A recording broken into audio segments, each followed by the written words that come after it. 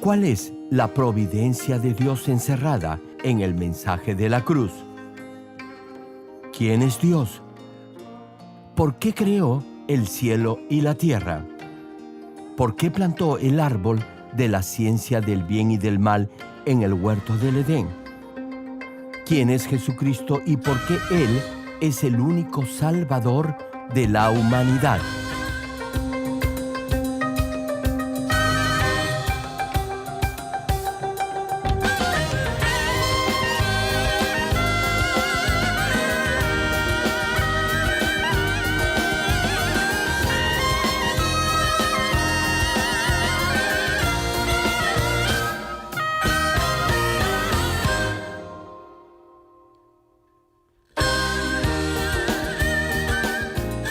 Querido público, es nuestro deseo que a través de estos mensajes del connotado evangelista de renombre internacional, Reverendo Dr. Gerald Lee, usted llegue a conocer el verdadero significado de la providencia de Dios encerrada en el mensaje de la cruz.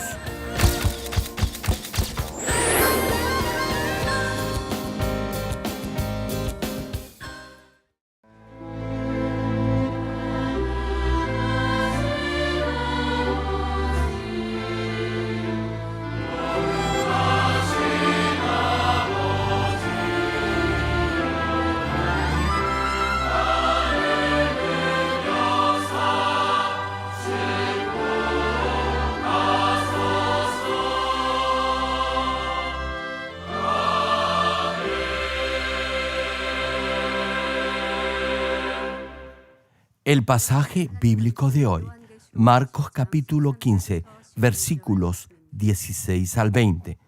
Entonces, los soldados le llevaron dentro del atrio, esto es, al pretorio, y convocaron a toda la compañía, y le vistieron de púrpura, y poniéndole una corona tejida de espinas, comenzaron luego a saludarle: «¡Salve, Rey de los judíos!», y le golpeaban la cabeza con una caña y le escupían, y puestos de rodillas le hacían reverencias.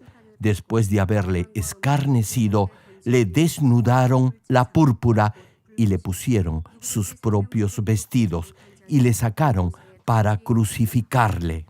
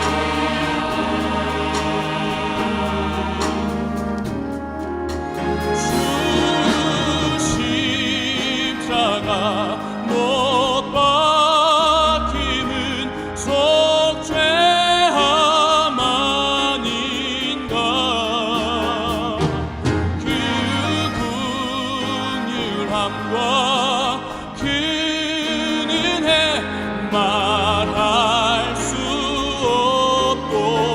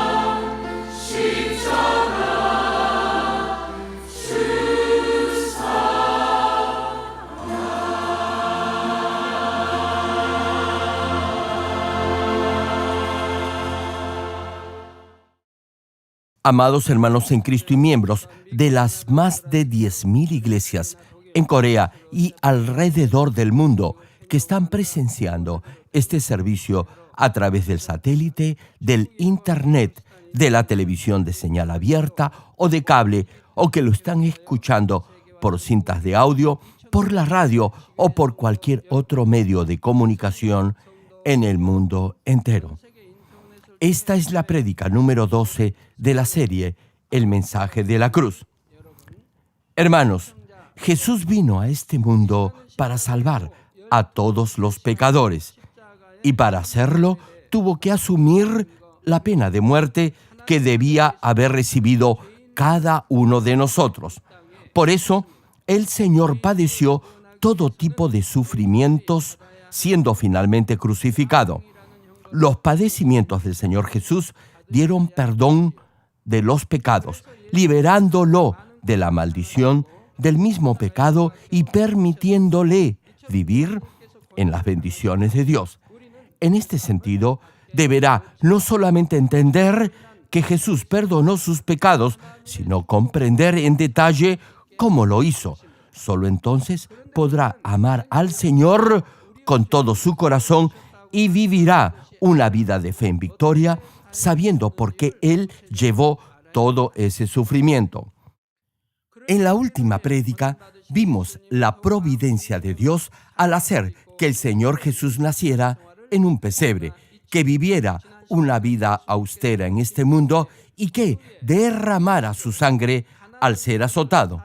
Hoy les predicaré por qué el Señor Jesús tuvo que llevar la corona de espinas.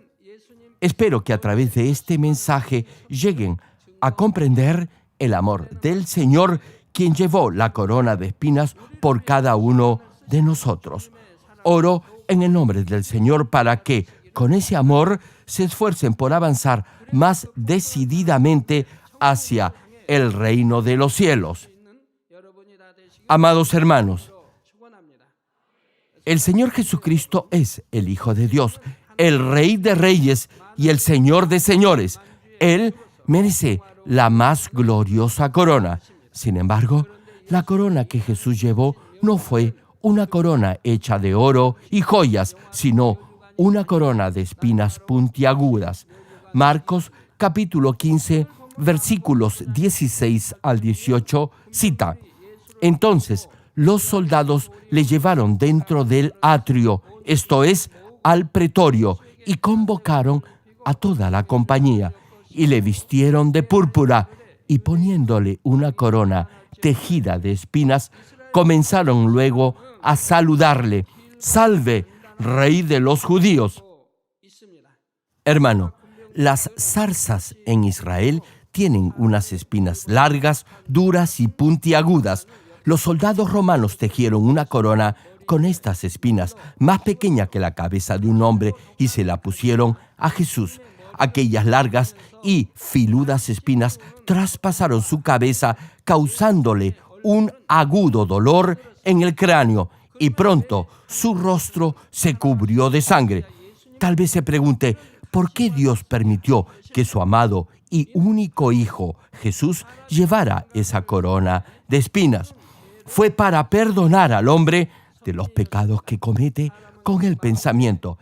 El ser humano tiene malos pensamientos que están en contra de la palabra de Dios. Esos pensamientos se traducen en sentimientos perversos porque todo eso emana de su corazón. Odian, envidian, tienen celos, juzgan y condenan a otros, codician las posesiones de los demás, adulteran con el pensamiento y fingen honrar a otros, pero en realidad los desprecian y los menosprecian en su interior. Y debido a que tienen esos pecados de pensamiento, eso los lleva a cometerlos exteriormente.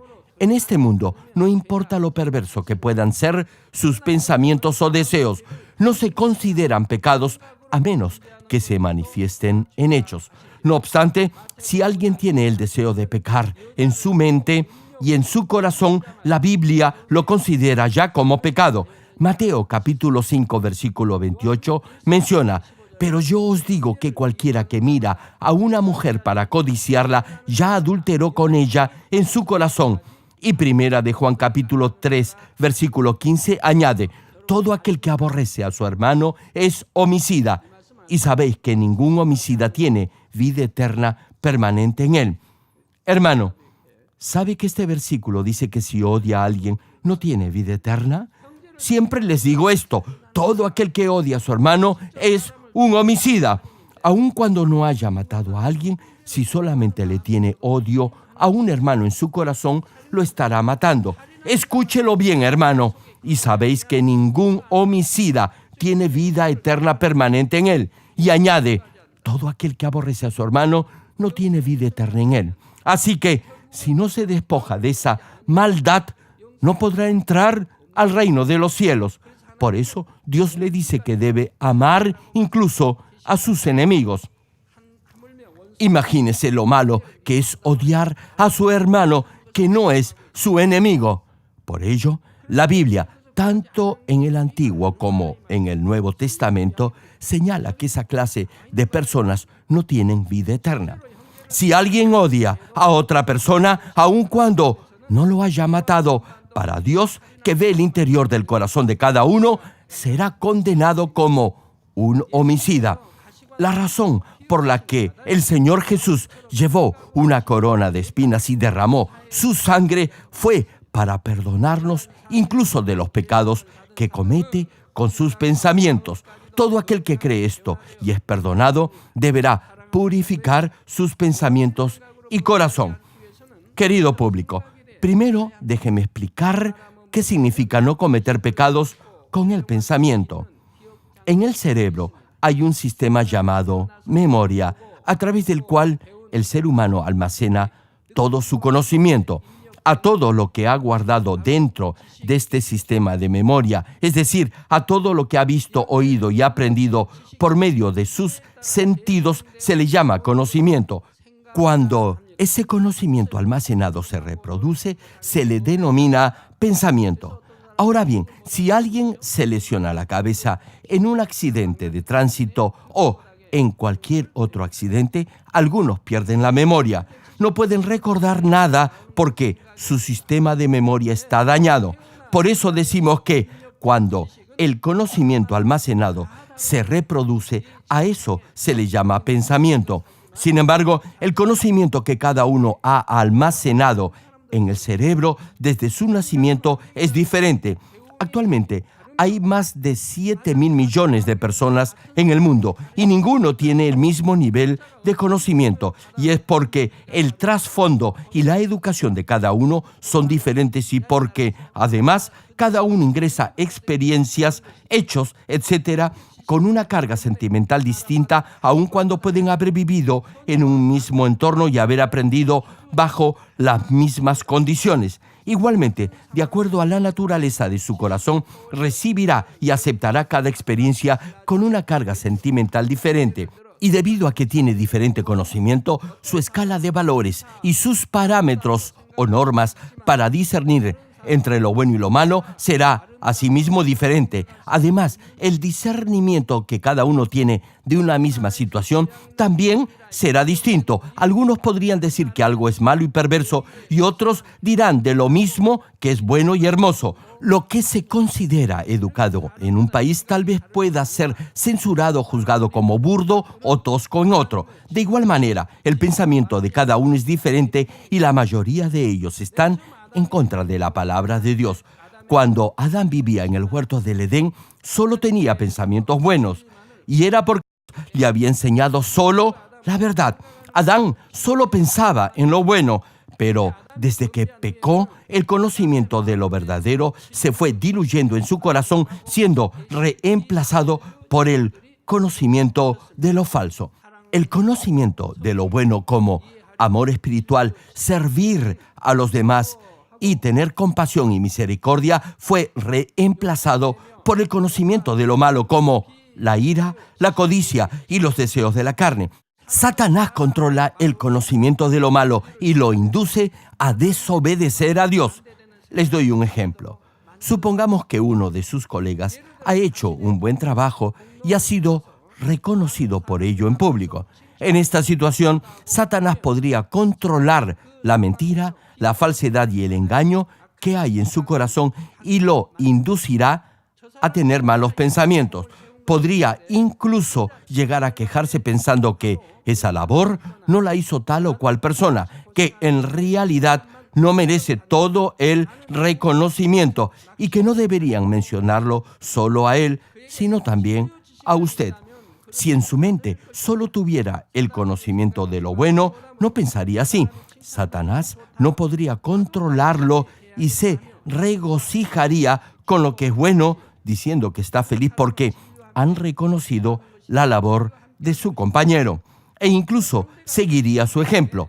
Por eso, el amor verdadero se deleita en la verdad y permanece en la verdad. Cuando la actitud de otro no está de acuerdo con lo que usted desea, si tiene malos pensamientos, entonces lo juzgará como egoísta y grosero. Podría incluso llegar a tener pensamientos enfermizos y una indisposición hacia esa otra persona. Tendrá graves problemas procurando ser paciente a pesar de su temperamento violento. Por otra parte, si tiene el conocimiento de lo bueno, si ve a otro actuar con maldad, no lo juzgará ni tendrá pensamientos incómodos, sino que procurará entender por qué ha hecho eso y lo comprenderá. Si llega a tener este nivel de bondad, ni siquiera tendrá que esforzarse por comprender a esa otra persona, sino que solo estará gozoso y agradecido. Siempre procurará ver e interpretar todo de buena forma. Estimados hermanos, si alguien desde su niñez hubiera cultivado e interiorizado solo la verdad en su corazón, entonces su mente estaría llena únicamente de ese conocimiento. Pero es un hecho que todos, desde su nacimiento, han aprendido y grabado en su mente conocimiento negativo y falso, por lo que cada pensamiento reproducido por su corazón será también en esa misma medida malo y falso. Por eso, luego de creer en el Señor, deberá de transformar su mente y sus pensamientos de acuerdo a la palabra de Dios, es decir, conforme a la verdad. Entonces su forma de pensar también se transformará. Les doy un ejemplo. Si cocina algo con malos ingredientes, la comida de seguro le resultará mala. Por eso, si quiere hacer una buena comida, deberá reemplazar los malos ingredientes por otros buenos y frescos. De igual forma, cuando transforma su mente de acuerdo a la palabra de Dios, su forma de pensar también cambiará. Para ello, deberá oír la palabra de Dios y hacer de ella su alimento espiritual. Deberá adorar a Dios en espíritu y en verdad y aceptar la palabra con un sí y un amén. Si hace esto en forma diaria y constante, podrá crecer en el espíritu. Algunos dicen amén cuando la palabra de Dios está de acuerdo con su propia forma de pensar o criterio, pero la rechazan si no está de acuerdo con lo que piensan. Aún si la palabra le dice que el que se humilla será exaltado, hay quienes creen que no es fácil llegar a ser así, ni siquiera esforzándose mucho, y por ello rehúsan humillarse y servir a los demás. Si la palabra les enseña a poner la mejilla izquierda cuando alguien los golpea en la derecha y a dar su capa cuando le pidan la túnica, afirman que en este mundo no se puede vivir de esa manera. Piensan que eso los llevará siempre a una situación mala. Hermanos, el Dios Todopoderoso promueve y exalta a aquel que sirve y bendice al que obedece su palabra. Sin embargo, el que no cree en la palabra de Dios, sino que considera correcto lo que él piensa, aun si esto va en contra de la voluntad de Dios, es porque simplemente la palabra no concuerda con su propia forma de pensar u opinión. En muchos casos he visto que aquellos que conocen la palabra de Dios juzgan a otros con la palabra que conocen. En un sermón, citando a Esteban, dije que el Señor estaba parado a la diestra de Dios. Fue justo luego de la inauguración de esta iglesia y aún no había muchos miembros. Pero alguien afirmó que yo no sabía correctamente la palabra de Dios. El Señor está sentado a la diestra de Dios, pero dije que el Señor estaba parado y que por eso todo lo que dije estaba equivocado. Hermanos, ustedes deben conocer la Biblia en forma exacta con los versículos que se complementan. No obstante, esa persona, solo por una cosa que oyó, pensó que todo lo que había escuchado antes estaba mal. Le preguntó, ¿podría alguien así entender la palabra de Dios? Creo que pasó toda la prédica pensando en esto. Hay muchos casos como este. Retomando el mensaje, el pensamiento que va en contra de la voluntad de Dios es llamado pensamiento carnal. Satanás es quien pone en la mente del hombre pensamientos carnales. La Biblia nos muestra que Jesús reprendió a Pedro porque estaba obedeciendo un pensamiento carnal. Cuando Jesús dijo que muy pronto sería crucificado conforme a la voluntad de Dios, Pedro le dijo, Señor, en ninguna manera esto te acontezca. Pedro no dijo esto con mala intención, lo dijo porque se sentía apenado y no quería que Jesús fuera ejecutado. Cuando los demás oyeron a Pedro, pudieron haber pensado que lo que decía era algo bueno. Sucedió lo mismo con el rey Saúl. Dios le dijo en una ocasión que acabara con todo un pueblo, pero Saúl se quedó con lo bueno del botín. Y luego quiso justificarse diciendo que las había traído como ofrendas de sacrificio a Dios. Qué bien suena esto si lo oye con una mente humana natural y carnal. Pero, de acuerdo a la perspectiva de Dios, Saúl era malvado y desobediente. Volviendo al apóstol, Pedro dijo esto pensando que era lo mejor para el Señor. Sin embargo, ¿qué es lo que le dijo el Señor Jesús? No le dijo que lo que había dicho, lo había dicho porque lo amaba, sino todo lo contrario. Lo reprendió diciéndole, quítate de delante de mí, Satanás, me eres tropiezo porque no pones la mira en las cosas de Dios, sino en las de los hombres. La actitud de Pedro era la de un hombre carnal, no era de Dios. En un sentido natural podía ser encomiable, no obstante, espiritualmente era algo que tenía que ser reprendido. Si usted me dice algo bueno con buena intención, y si yo, como el Señor, lo reprendo con dureza, muchos se disgustarían, se darían media vuelta y me dirían que lo que me han dicho, me lo han dicho con amor y por amor. No aceptarían mi reconvención. Los que de esta manera se ofenden no pueden obedecer la palabra, no tienen la madurez, entereza ni crecimiento espiritual para recibir reprimendas y están muy lejos de la roca de la fe. Por favor, no sea usted uno de estos que no miran las cosas de Dios, sino la de los hombres. Jesús en ningún momento fue gentil al reprender a Pedro. No le explicó amablemente que esos eran pensamientos carnales y que los otros eran pensamientos espirituales. Le dijo tajante y fuertemente, quítate de delante de mí, Satanás.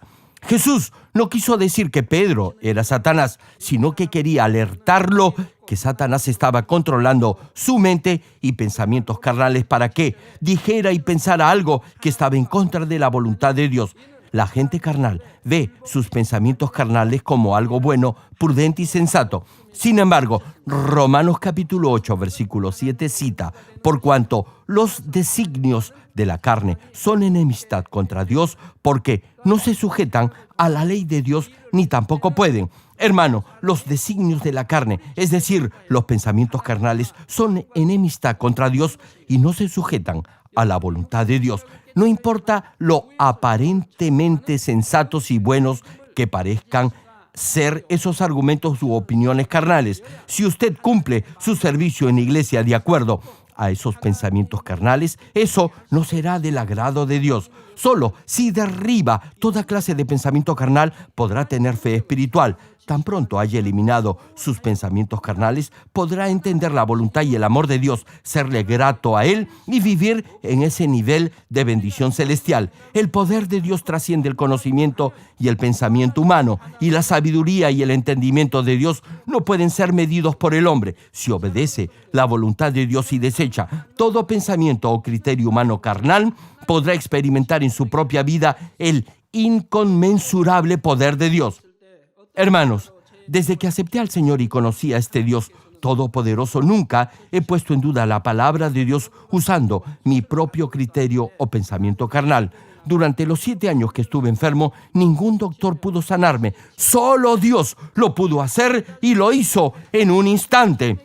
No tomé medicina alguna ni me operé. No obstante, cuando me arrodillé y me humillé ante Dios la primera vez que vine a una iglesia cristiana, este todopoderoso Dios me sanó inmediatamente de todas mis dolencias, y debido a que experimenté la omnipotencia de Dios en mí mismo, llegué a creer en todo lo que está escrito en la Biblia. Si leí en la Biblia que Jesús resucitaba a los muertos y que sanaba a los enfermos, lo creía al pie de la letra. El sol y la luna se detuvieron por la oración de Josué. Moisés dividió en dos el mar rojo. El agua amarga se convirtió en dulce. Todo eso lo creí. Las 10 plagas en Egipto, la gente pidiendo que la sombra del apóstol Pedro pasara sobre sus familiares enfermos para que sanaran, los endemoniados que eran liberados y los que eran sanados de toda dolencia, tan solo imponiendo los pañuelos del apóstol Pablo, y todo lo que no podía creerse con el razonamiento humano, y muchas otras cosas más. Todo eso lo creí. Desde que era un nuevo creyente, he creído todos los 66 libros de la Biblia tal y como están, y nunca los he puesto en duda. No saben lo agradecido que estoy por ello. Y como todo lo he creído, muchas almas moribundas han vuelto a la vida porque creí cada palabra de la Biblia. He podido obedecer todos los mandamientos de Dios escritos en su palabra, porque creí en el todopoderoso Dios a través de la oración. He confiado solo en Él en toda clase de circunstancia, y en cada ocasión Dios ha hecho milagros que han trascendido la capacidad, el entendimiento y la ciencia del ser humano. En esta iglesia hay muchos hermanos que han experimentado este obrar poderoso de Dios porque no han razonado de acuerdo a su criterio carnal, sino que han dependido solo de Dios. Hace un tiempo un hermano se enteró que a su hermana la habían ingresado de urgencia en un hospital porque había bebido un producto químico venenoso. En ese entonces ella no creía en Dios y había tomado el veneno en un arranque de ira. Este producto es tan venenoso que si alguien bebe tan solo un poco es 100% fatal. Se decía que no había antídoto para este veneno. Su boca, esófago y estómago estaban severamente dañados y sus pulmones, hígado y riñones estaban deteriorados. A pesar que estaba en el hospital, los doctores no tenían tratamiento médico alguno para ella y afirmaron que sobreviviría solo 15 días como máximo. Su hermano la visitó mientras ella esperaba morir en medio de espantosos dolores y le predicó el Evangelio. Le dio testimonio de Jesucristo y del Todopoderoso Dios y le contó algunos de los testimonios de sanidad milagrosa que habían tenido lugar en esta iglesia. Finalmente, ella abrió su corazón a Dios y al Señor. Entonces se escapó del hospital solo con la bata que dan a los pacientes y vino a verme. Para esto, ella estaba internada en un hospital no de esta ciudad, sino de una provincia a horas de viaje. En ese momento yo estaba participando en el servicio de aniversario de una iglesia hija. Estos hermanos vivían en otra provincia y ella había venido todo el camino hasta Seúl con la bata del hospital. Después que terminé el mensaje, me fue difícil abrirme paso debido a la cantidad de personas que habían asistido al aniversario. Apenas pude arreglármelas para pasar. En ese momento vi que la hermana estaba en una situación crítica, así que oré por ella. Vi que tenía fe y oré por ella. Al día siguiente, algo sorprendente sucedió. Todo ese dolor tan agudo había desaparecido y el examen médico decía que todos los órganos internos que antes aparecían deteriorados habían recuperado completamente su estado normal. Los doctores dijeron que perdería la vista de su ojo izquierdo debido al producto químico que le había salpicado. No obstante, luego de mi oración, su ojo también sanó completamente. Si ella hubiese seguido su razonamiento humano, hubiera dudado que alguien que ha bebido un producto químico venenoso pudiera sanar de envenenamiento en una iglesia. Sin embargo, no se dejó llevar por esos argumentos carnales, sino que declaró y anticipó que Dios la iba a sanar si oraba por ella. Esa fe le agradó a Dios. Dios vio su fe e hizo que ella experimentara su poderoso obrar de sanidad. Luego de la oración, Dios no solo la sanó, sino que también la bendijo con un hijo, después de 21 años de infertilidad. Sí, hermanos, la hermana resultó encinta y dio a luz un bebé. Durante 21 años de vida conyugal no había podido concebir. ¿Se imaginan lo duro que debe haber sido para ella? Además, también había sido maltratada y vejada por ello. Qué miserable debe haber sido su vida, que incluso quiso suicidarse. No obstante, Dios vio su fe. Ella escuchó la palabra y vino desde esa provincia para que orara por ella. Dios consideró eso como fe y la sanó esa misma noche. Toda la noche tuvo una fiebre alta. Ese era el proceso de sanidad. Al día siguiente no había más dolor. Estaba completamente sana. Sin embargo, ¿qué es lo que ella más deseaba? Sí, era tener un hijo. Dios la bendijo con un hijo luego de 21 años de matrimonio y ahora pueden ver que el niño ha crecido hermoso y saludable. Dios normalmente da esta clase de regalos cuando, de esta manera, muestra su fe y da más de lo que ha pedido de acuerdo a su nivel de fe. La hermana no había podido concebir por 21 años, así que ya debía ser bastante mayor. ¿Tendría la suficiente fe para quedar encinta por una oración? Ni siquiera lo había pedido. No obstante, Dios la bendijo con un bebé y ahora ella vive una vida feliz. ¡Qué bueno es nuestro Dios y Padre! ¿Cuántos dicen amén? Hermanos, solo con fe se puede agradar a Dios. Si no sigue su razonamiento natural y carnal, sino que confía en Dios, Él con toda seguridad obrará en su vida y en su salud. El problema es que el ser humano se basa y cree en sus pensamientos carnales y no confía en Dios. Estimado público, toda teoría, conocimiento, opinión, idea, etcétera, que le impida creer y obedecer la palabra de Dios es un pensamiento carnal. La gente vive, se comporta y reacciona en base a infinidad de pensamientos y juicios carnales. Por eso se hacen enemigos de Dios. Jesús llevó la corona de espinas para perdonarlo de los pecados que comete con sus pensamientos carnales y salvarlo del infierno. La pregunta es, ¿qué puede hacer para recibir esa gracia? Segunda de Corintios, capítulo 10, versículo 5 señala: derribando argumentos y toda altivez que se levanta contra el conocimiento de Dios y llevando cautivo todo pensamiento. Hermano, no dice algunos pensamientos, sino todo pensamiento. Finaliza el pasaje: a la obediencia a Cristo. Como menciona este versículo, deberá derribar todo tipo de argumento y llevar todo pensamiento cautivo a la obediencia a Cristo. Solo entonces, como dice el resto del pasaje, podrá tener victoria sobre el enemigo. Deberá despojarse de toda clase de pensamiento carnal que vaya en contra del conocimiento de Dios y asimismo desechar todo tipo de pensamiento que esté en contra de la palabra de Dios. Entonces, sus pensamientos cambiarán y aceptará la voluntad. Sobre todo, deberá santificar su corazón a fin de erradicar todo pecado de pensamiento. En otras palabras, deberá despojarse de los deseos de la carne, los deseos de los ojos y la vanagloria de la vida. Primera de Juan, capítulo 2, versículo 16, cita: porque todo lo que hay en el mundo, los deseos de la carne, los deseos de los ojos y la vanagloria de la vida, no proviene del Padre, sino del mundo. Es decir, todo eso proviene del poder de las tinieblas, del diablo. Si tiene maldad en su corazón, su mente se llenará de deseos por las cosas materiales, sin importar lo mucho que procure pensar en la palabra de Dios. No podrá evitar tener pensamientos carnales. Si tiene deseos de la carne, los placeres del mundo lo atraerán y será tentado para conseguir y disfrutar esa clase de placeres. Gálatas capítulo 5, versículos 19 al 21 señalan: manifiestas son las obras de la carne. Hermanos, hay algunos que se preguntan qué pecados pueden cometer y aún ser salvos. Todos los miembros de esta iglesia ahora entienden claramente la verdad. Sin embargo, algunos cristianos preguntan qué pecados pueden cometer sin perder la salvación.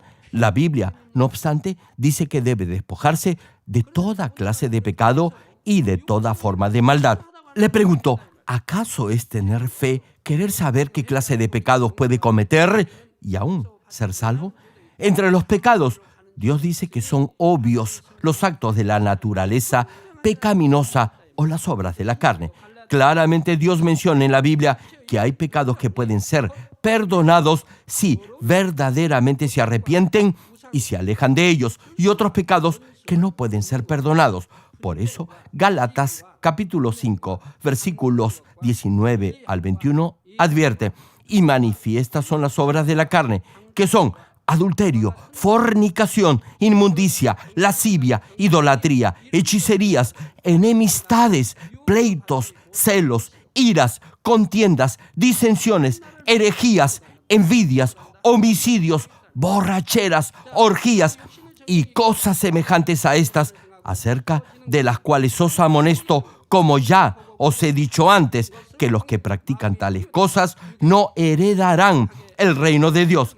Hermano, si no hereda el reino de Dios, significa que no será salvo. Los deseos de la carne lo empujan a desear hacer las obras de la naturaleza pecaminosa.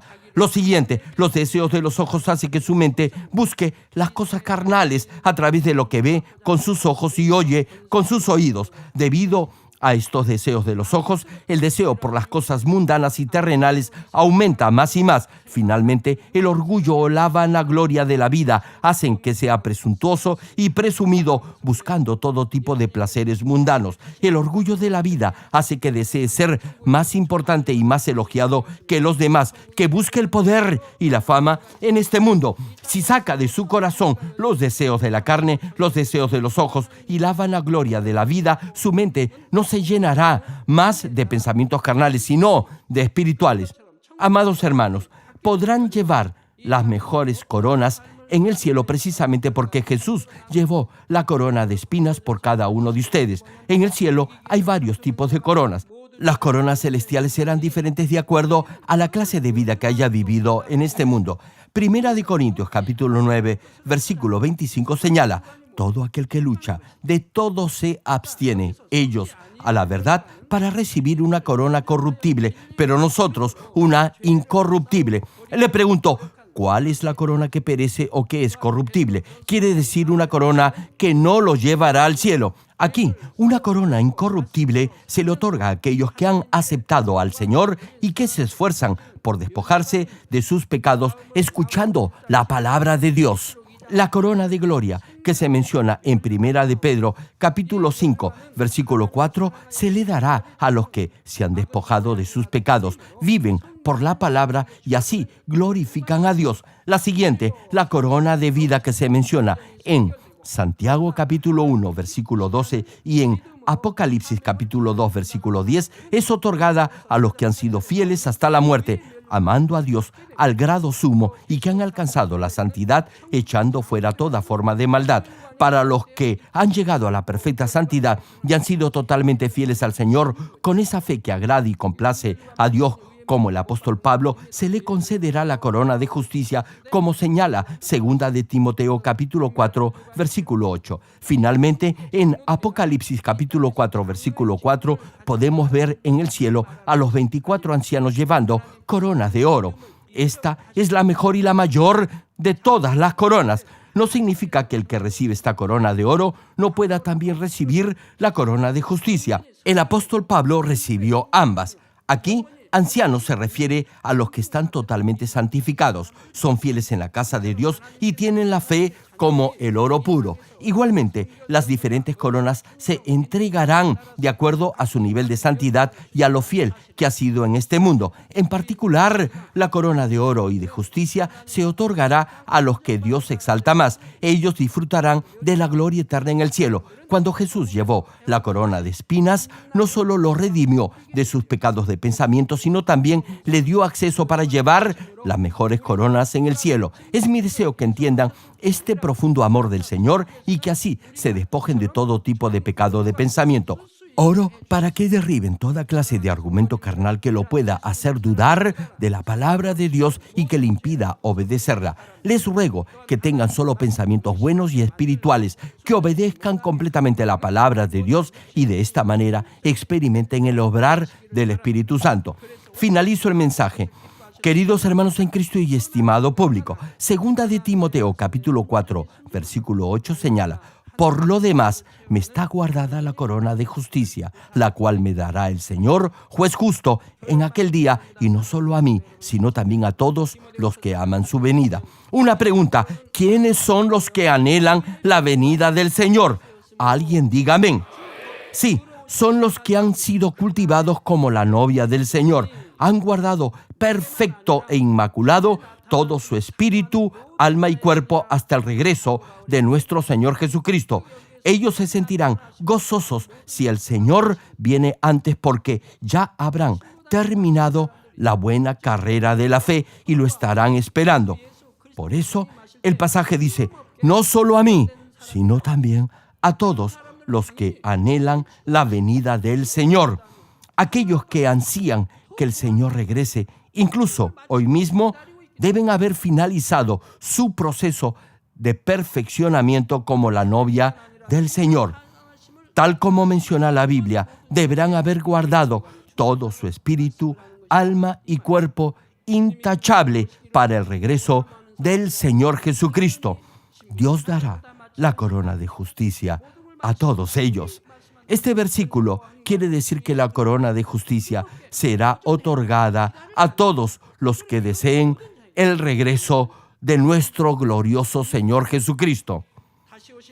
Una pregunta: ¿cuántos anhelan la segunda venida de nuestro Señor?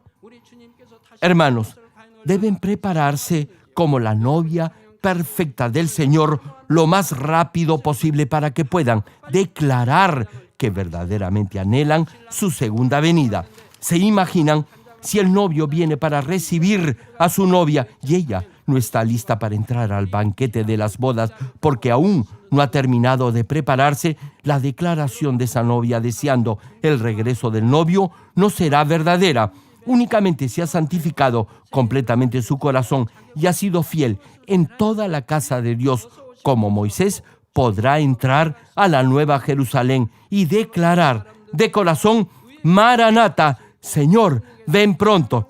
Todos ellos recibirán la corona de justicia y entrarán al más glorioso lugar para morar en el cielo. Hermanos, les pido que finalicen su perfeccionamiento como la novia del Señor lo más pronto posible y así lo puedan recibir como su amado novio. Oro en el nombre del Señor para que reciban la corona más gloriosa en el eterno reino de los cielos.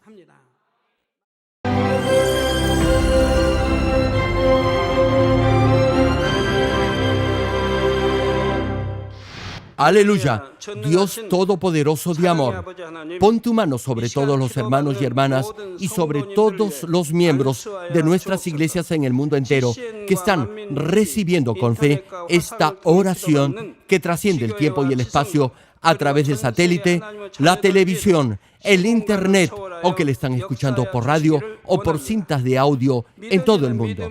Pon fe en sus corazones para que puedan creer en ti y se despojen de todo pensamiento negativo y toda duda. Líbralos de toda prueba y aflicción.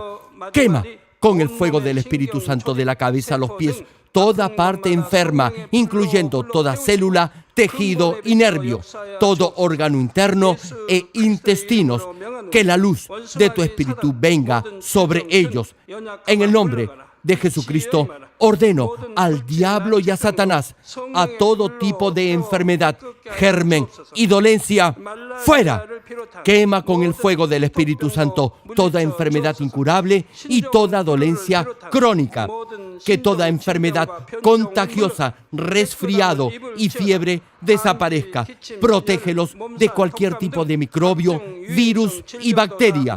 Sánalos de todo tipo de cáncer, incluyendo cáncer al estómago, al pulmón, al hígado, cáncer de mama, cáncer al útero, al intestino y toda otra enfermedad como el SIDA, leucemia, apoplejía cerebral, presión arterial alta y baja, enfermedades cardiovasculares y pulmonares, diabetes, enfermedades propias de la mujer, enfermedad a la tiroides y toda clase de inflamación.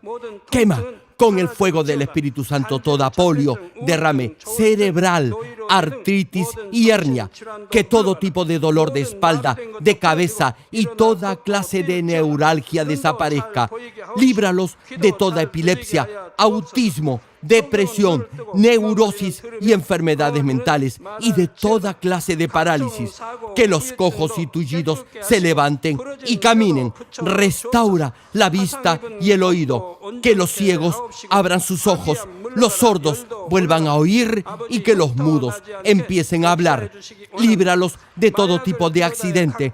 Restaura los huesos rotos. Sana toda quemadura. Líbralos de toda adicción a las drogas. Regenera los nervios, tejidos y células muertas. Revive a los muertos. Bendice a los que no pueden tener hijos. En el nombre del Señor Jesucristo, ordeno al diablo y a Satanás, al príncipe de la potestad del aire y a toda fuerza del mal, fuera. Todo espíritu maligno, inmundo, de engaño, espíritu de mentira, espíritu de división, de tentación y todo otro espíritu de iniquidad, fuera.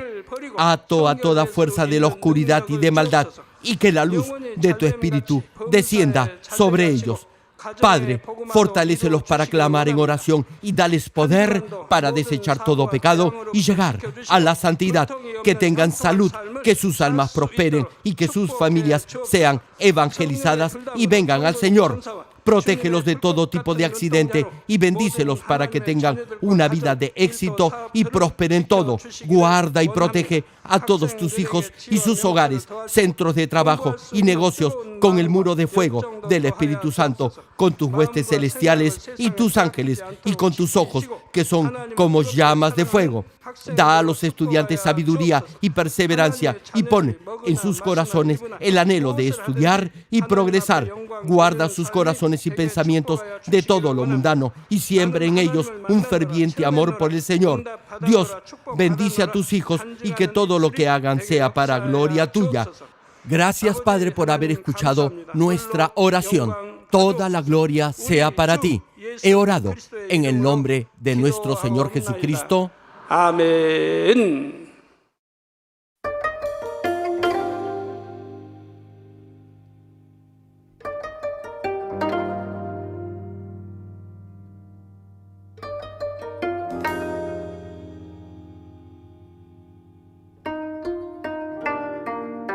Querido público, es nuestro deseo que a través de estos mensajes del connotado evangelista de renombre internacional, Reverendo Dr. Gerald Lee, usted llegue a conocer el verdadero significado de la providencia de Dios encerrada en el mensaje de la cruz.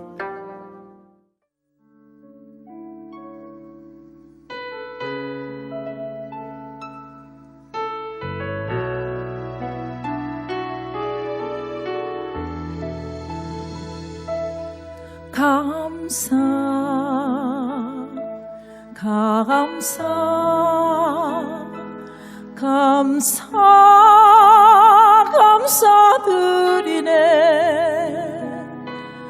내 사랑 성령님께 감사를 드리네.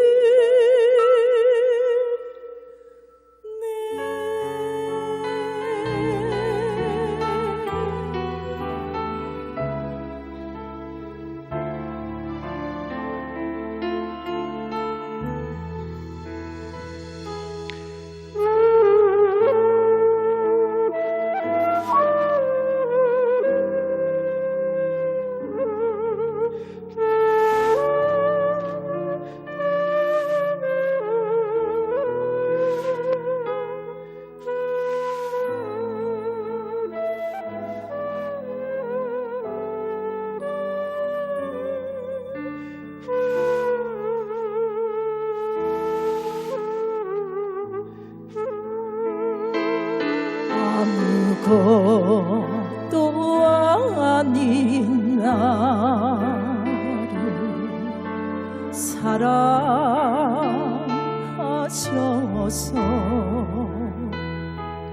은혜로 눈물로 이끄신 사랑한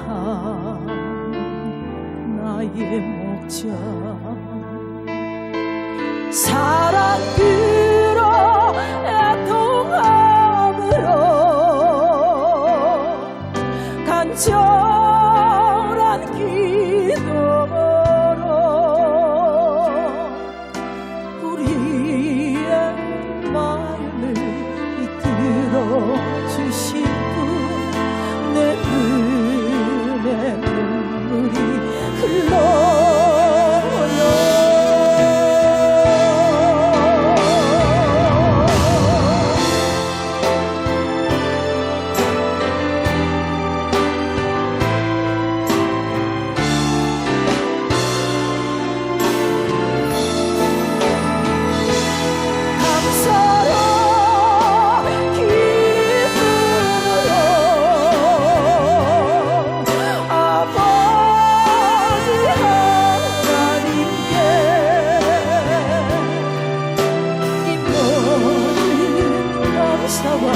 영광을 돌려요 모든 감사와 영광 주님께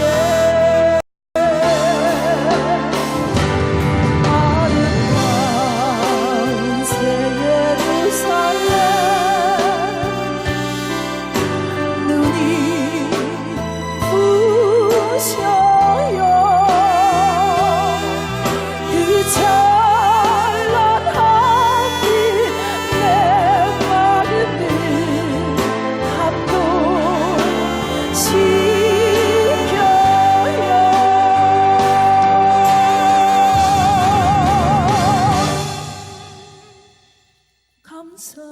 감사해요 나의 아버지 감사해요 나의 주님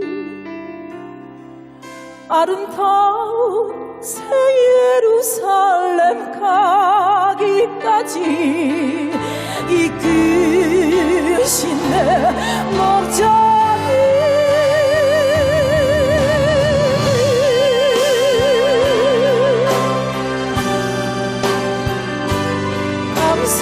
감사해요 나의 주